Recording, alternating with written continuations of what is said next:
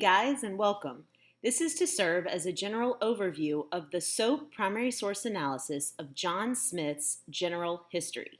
You will need to do a SOAP analysis of the primary source located below on this sheet and also answer the questions under main ideas and critical thinking. Those questions are main ideas. Number 1, how did the president of the company make the food situation worse? Number 2, according to Smith, how did Native Americans help the settlers? Critical thinking. Number 3.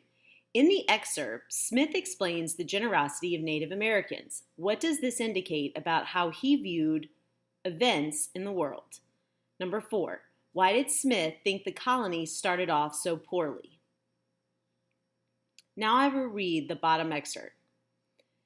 The first years of the Virginia colony were disastrous for settlers. John Smith wrote about these years in his book, General History of Virginia. Some colonists complained that the organizers of the trip had not prepared them for what they would face.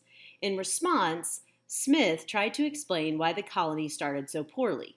As you read this excerpt from his book, think about the relationship between the settlers and the Native Americans. 1607.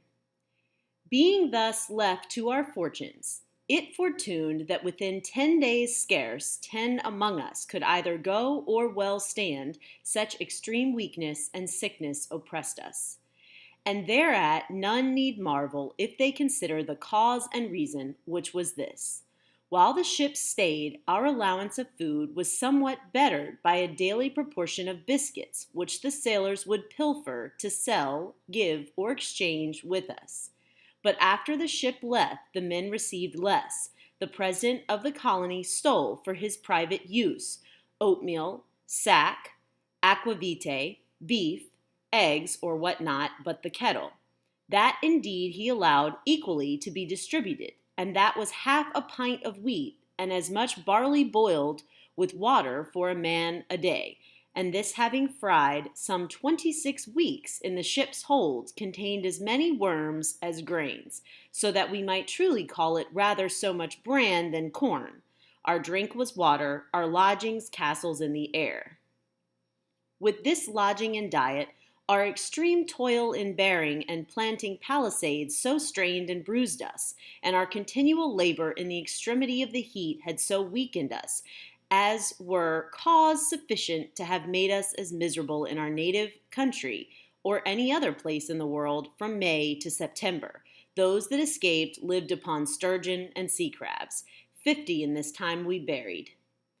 But now was all our provision spent, the sturgeon gone, all help abandoned, each hour expecting the fury of the savages, when God, the patron of all good endeavors, in that desperate extremity so changed the hearts of the savages that they brought such plenty of their fruits and provision as no man wanted.